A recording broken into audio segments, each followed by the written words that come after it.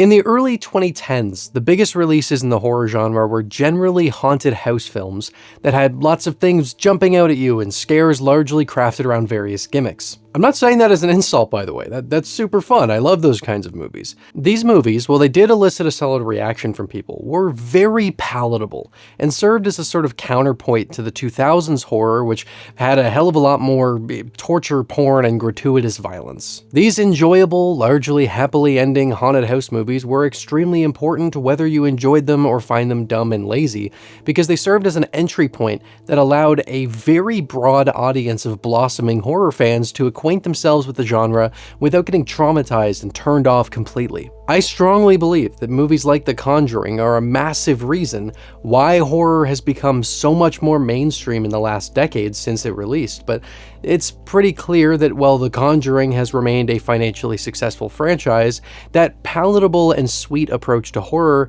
wouldn't stick around as the big thing. So why is that? I've talked about this before in my video about Hereditary, and to be fair, I should have further clarified what I meant there when I said that I felt that film was responsible for the explosion of the so-called elevated horror, which I still think is a really stupid term.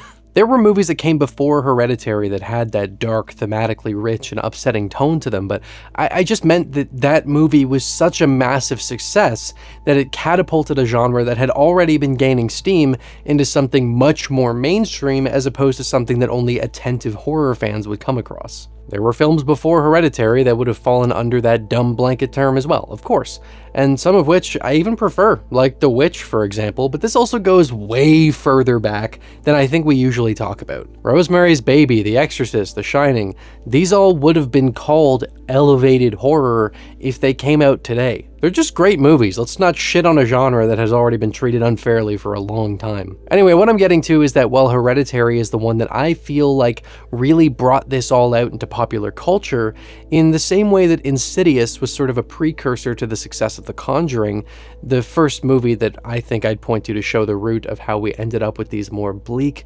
layered, and upsetting horror films would be none other than Jennifer Kent's 2014 film, The Babadook. This was a feature-length take on a short film that she'd made all the way back in 2005 called Monster, and while The Conjuring was pulling in lots of new fans into the horror genre, The Babadook was probably a movie that some of those new fans heard about, thought that they could handle all horror after having been strengthened by enduring the sheer terror of The Conjuring, and then got scared off and haven't left the dark corner they've been huddled up in since. It's kind of like if you played Jedi Fallen Order, heard that it was a Souls-like, beat it, and then thought you could just wander on into Lies of P without a care in the world and proceeded to get castrated by a puppet beating you with its own head. I don't know what it is about Australian people, but these fuckers sure know how to make horror movies. Of course, we've currently got the Filippo brothers coming out swinging with Talk to Me and Bring Her Back, and, well, the movie that comes to mind for me when I think of Australian horror is Lake Mungo, since that's still the most terrified I've ever been watching a movie.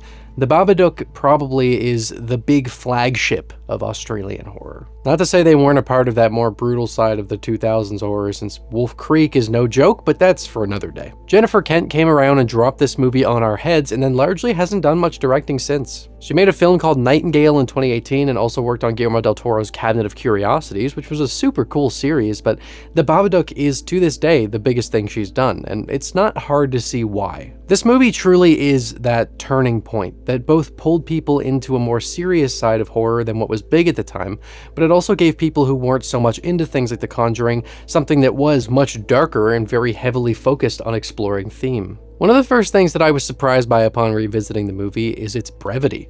Generally speaking, with these kinds of elevated horror movies, I'll just say it to make things simpler, even though I hate the term, is that you'll usually find they're around the 2-hour mark, but The Babadook clocks in at a very cool 94 minutes, and because of that, there is not a single moment in this film that feels like it's ever even heard of the word fluff. It is a laser-focused experience that Kent wrote as a way to explore facing the darkness inside of ourselves, which is one of those things that I think this genre can do so beautifully. It manifests these internal struggles as external forces that allow characters to directly face off against the deepest and darkest parts of themselves. And this here is one of the best examples of how to do that effectively. This video has been a long time coming, and I was pleased to find that not only does the movie hold up extremely well now in the very saturated landscape of this style of horror, but is still a podium-standing victor that hit me even harder now as an adult since I was in my early teens when it came out. With all that covered, let's talk about Jennifer Kent's 2014 film, The Babadook.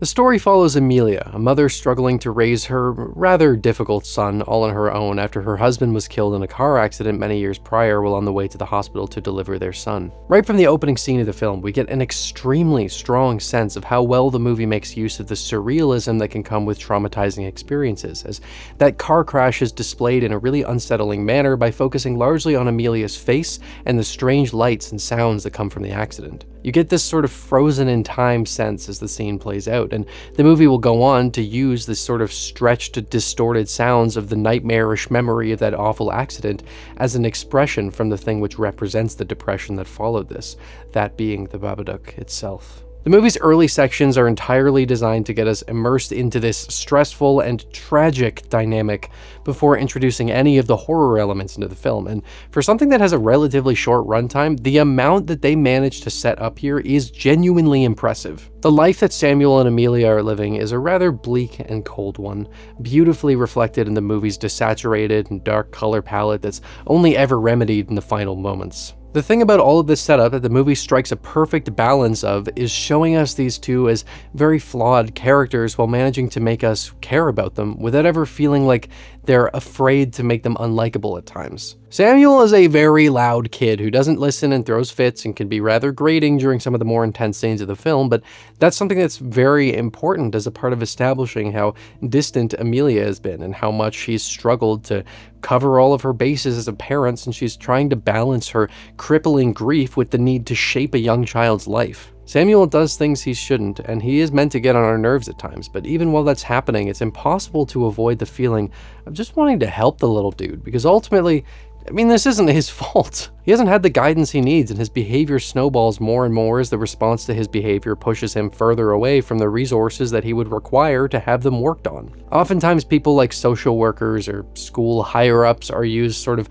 as villains in these types of stories, but what makes this work is that their reactions to what they see and hear are fair for the most part. It's just hard to fully get on board with them since we're dealing with the film from the perspective of Amelia, and we have the full context of the darkness that they're living in. If this movie had been from the perspective of Claire, for example, Amelia's sister, well, we'd still be rolling our eyes at some of what her friends say, then having Sam pop up only in scenes where he's putting himself in danger or knocking her daughter out of a treehouse would put him almost as an antagonist in her story. It's because of how well they handle Amelia's world here that we manage to have sympathy for him. But the other big part is that it's absolutely amazing to see, since it's not always the case. We have a child actor who does a genuinely brilliant job with the material. Jennifer Kent clearly knows what she's doing when it comes to directing child actors, as Noah Wiseman consistently nails all of the emotional volatility of his character, and I actually think a lot of the saving grace that stops us from just wanting him off screen comes from this dude's performance. You feel every emotional beat of what he's going through, and the lighthearted way in which he speaks about his father's death goes so far in demonstrating how disconnected from most people his head is. He got killed driving Mom to the hospital to have me. Samuel? A big part of what this movie is touching on is acceptance of the things we can't control, and while it wouldn't be a good message to just say, yeah, it's totally fine for my kid to bring weapons to school and break windows and scream until my pupils are vibrating and you can fuck off if you say anything else, the way that they handled this from the angle of, yeah, he's an odd kid, but I can work with that, is fantastic.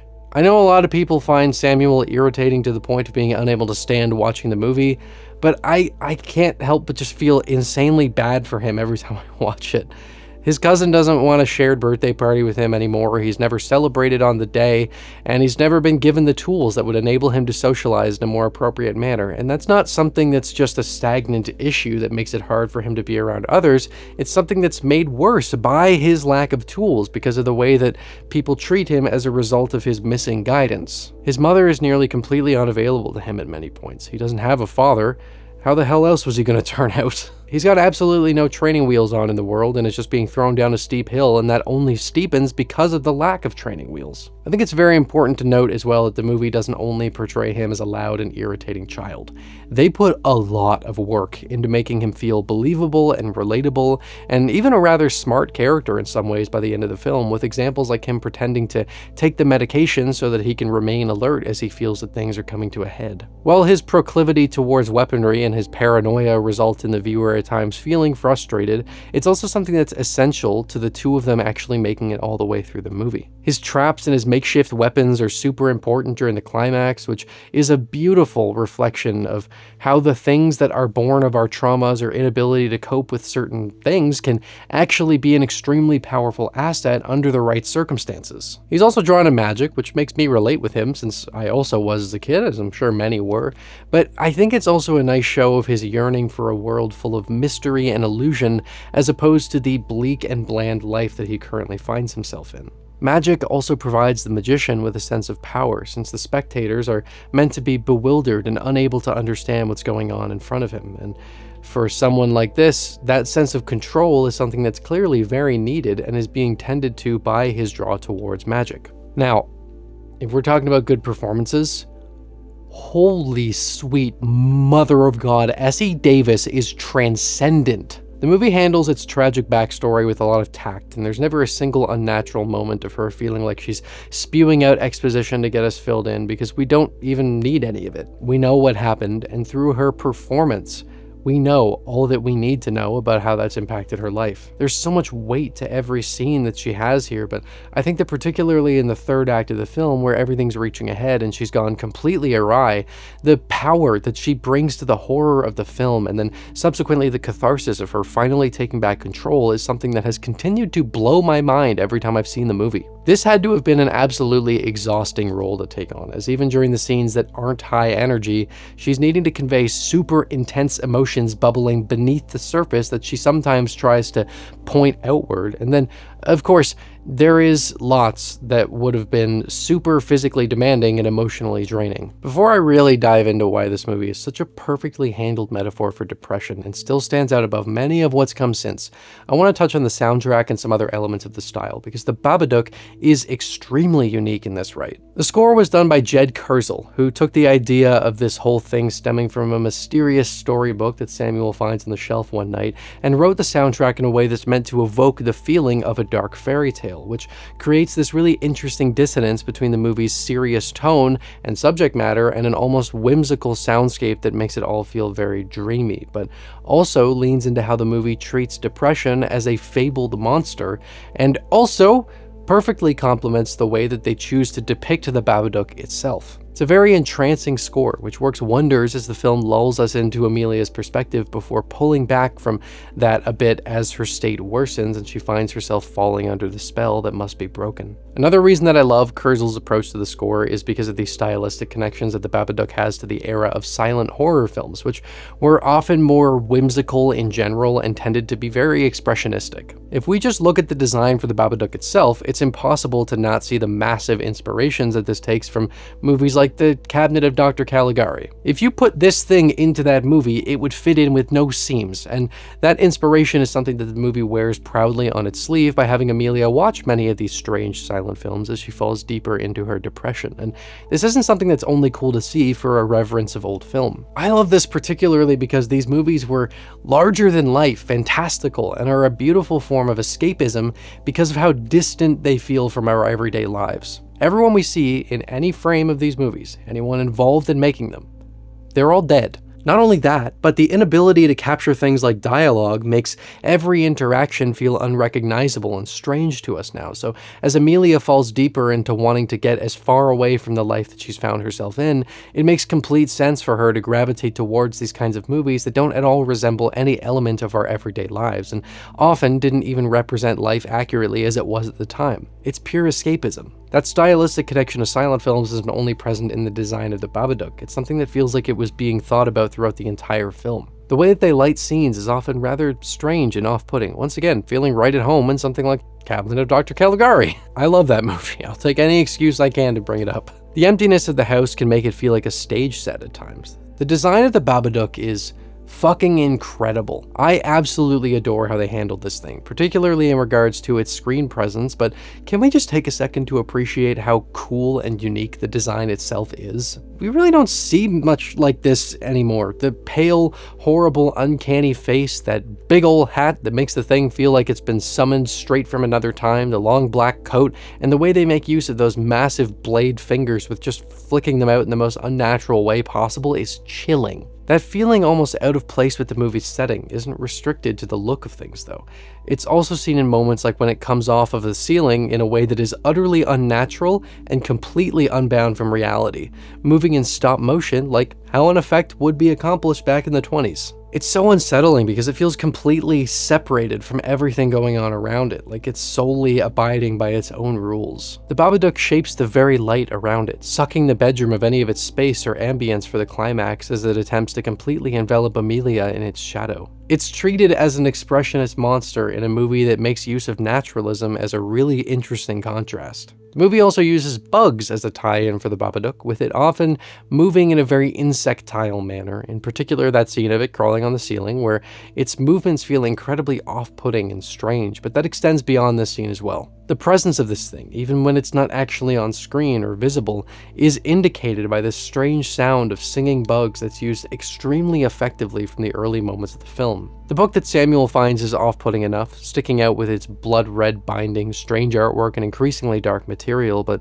before it's even gotten overtly frightening, the use of the soundscape is fantastic, with that droning of bugs coming in as soon as it's opened and then quickly vanishing away once it's closed. We might read another one tonight, eh? But you said I could choose. Then we have the illusory hole in the wall that Amelia sees bugs crawling out of, only for it to disappear when the child support worker shows up at the house. It's a great way to represent how these struggles with depression can almost be impossible to convey to other people, how alone Amelia is in this struggle, and how the impacts of depression on people's behavior can make others around them see them as strange, which exacerbates the issue. This is something that both her and Sam are experiencing, but in very different ways. I also like how this implies that those bugs are crawling all throughout the walls, like this being is encasing them from all sides and trapping them within the creeping horror. None of this is even to mention how genuinely upsetting this film is. I mean, even outside of looking at it as a metaphor for depression and internalized struggles, the way that this movie crafts its scares, the atmosphere that's built up through that incredible sound design and the out-of-time visual design,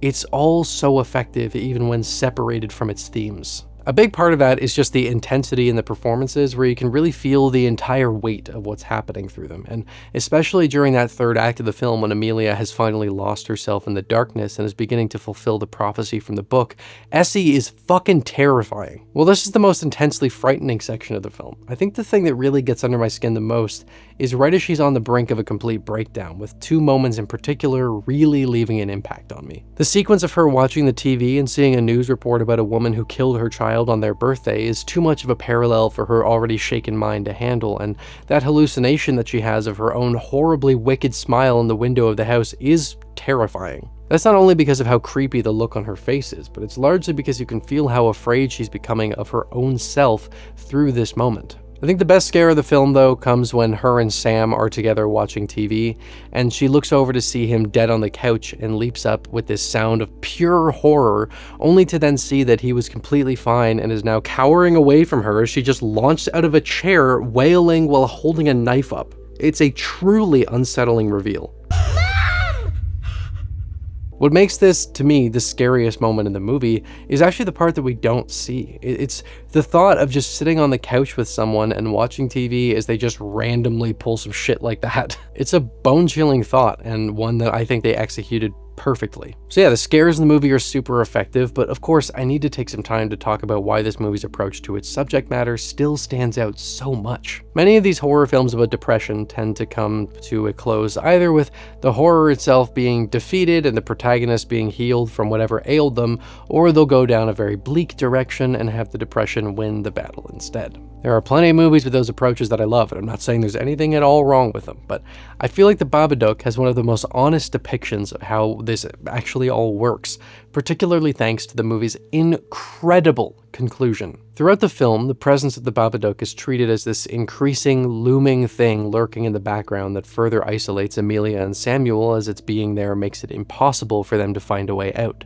Amelia seeks out the help that she's supposed to, and is met with, well, we can't do anything, sorry, bye, have a nice day, courtesy of a chain-smoking Tom Hanks. She's cut off from her family, and in an attempt to try and find some peace and quiet, she winds up putting Sam on sedatives on a regular basis, pushing things further down and curling up in a ball as she succumbs to the overwhelming weight of her grief. It gets to the point where even genuine acts of kindness and compassion can't break through the barrier that's been built up, which is shown through their neighbor Grace. Amelia's coworker Robbie is a really sweet dude who offers to cover her work so that she can go home and get some rest, and he shows up at the house to check in on them and tries to warm the day up a little bit. Grace is similarly kind, being a woman who lives on her own and is struggling with Parkinson's, but still manages to always have this lovely glow about her that does help to bring some light into things. But it starts to feel like Amelia is so sucked into the bleak, like that she's grown accustomed to that, and eventually Grace's kindness comes off to her as something that's really not even worth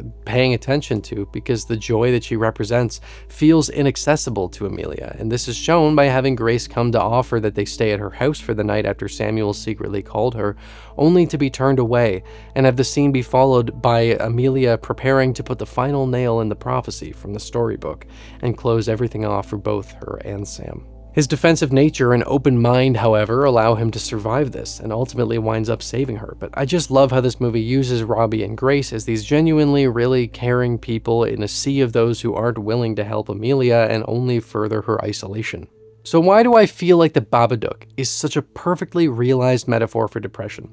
It comes down to how the story wraps up. Throughout the film, it will occasionally appear as a shadow of her husband, reminding her of the little things he said before the accident while they were on their way to the hospital that would feel completely innocuous and forgettable in the moment, but which are solidified in her mind as these horrible reminders of their final moments together. I think it's gonna rain. Stop! In a last-ditch effort to make her fully give in to the darkness, it does this once again, and this climax is so unbelievably intense. Sam is able to free his mother from the influence of the thing by trapping her on the basement floor and repeating over and over again that he loves her, despite the fact that she's actively trying to kill him throughout this scene, and is giving no reason in this moment to be loved. But he persists, and it takes her out of it. Depression and similar struggles can often make it very difficult to be around the person dealing with these problems. It's not nice to say, but it is true. It's the sad truth about this stuff. It can be a self-fulfilling prophecy. And if Sam had accepted that his mother was just a cruel and careless person who wanted him dead here, then he would have been. But he sees further than that. He knows his mother, he's in the struggle with her, and he's not going to let her stay there. I've talked a lot about kids often not being well written and maybe feeling like way too mature for their ages, but here I actually think it makes perfect sense. They set Sam up wonderfully as someone who would eventually wind up at this spot, as someone with an open mind enough to deal with something strange and supernatural. He understands the Babadook because it's all he's known growing up.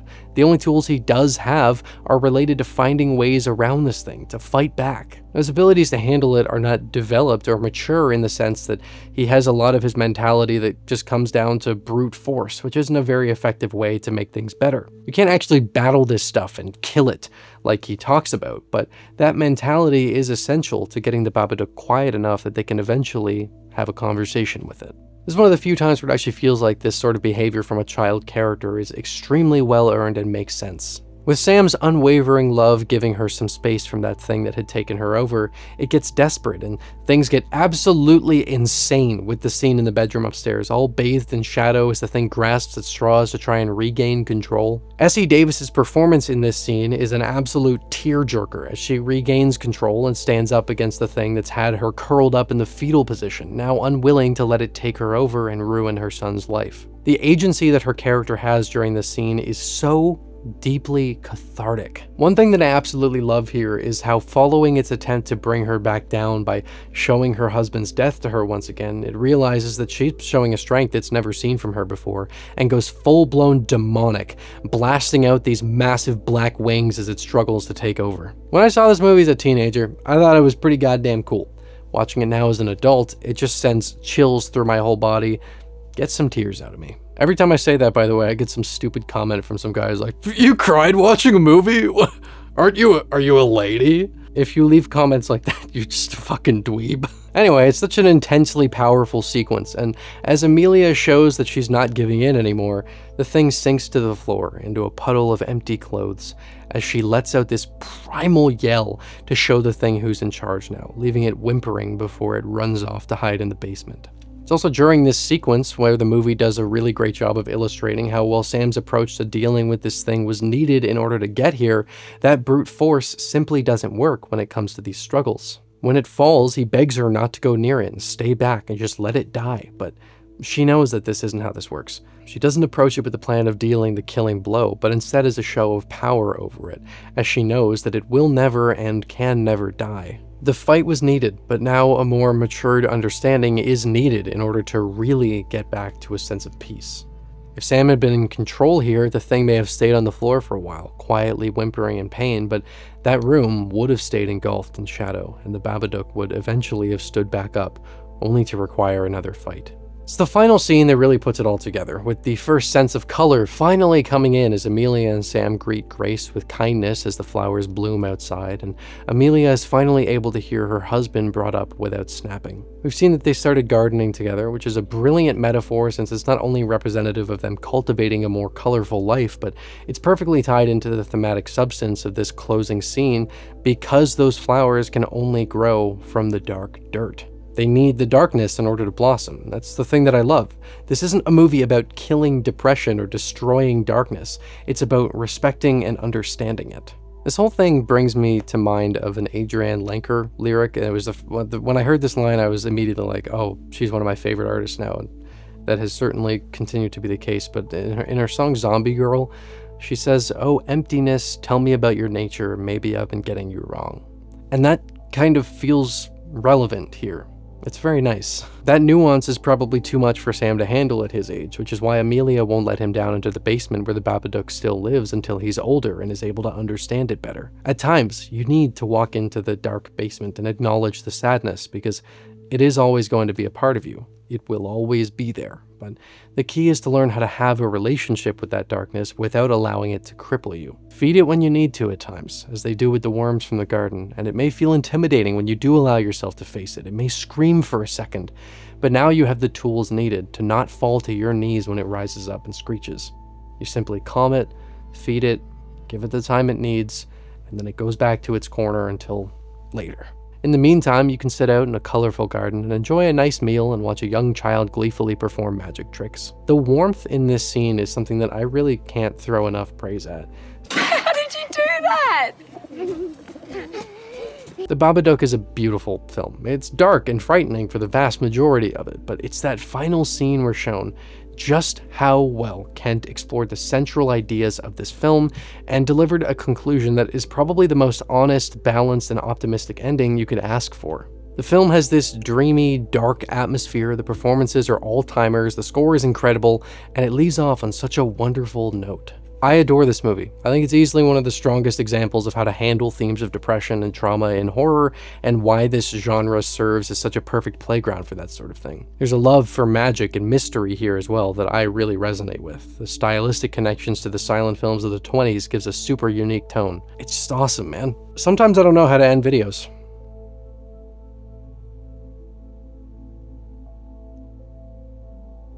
Thanks for watching through to the end. I hope you enjoyed the video enough that you want to see more, and if that's the case, consider subscribing and hitting the notification bell because YouTube can sometimes suck at recommending channels. A huge thank you to my wonderful Patreon supporters and YouTube channel members who are a massive help in allowing me to continue committing as much time as I can to making these videos. If you want to gain access to things like behind the scenes material or gain early access to my videos, consider supporting me on either platform. As always, thank you for stopping by Rocklin Graves. I hope you've enjoyed your stay.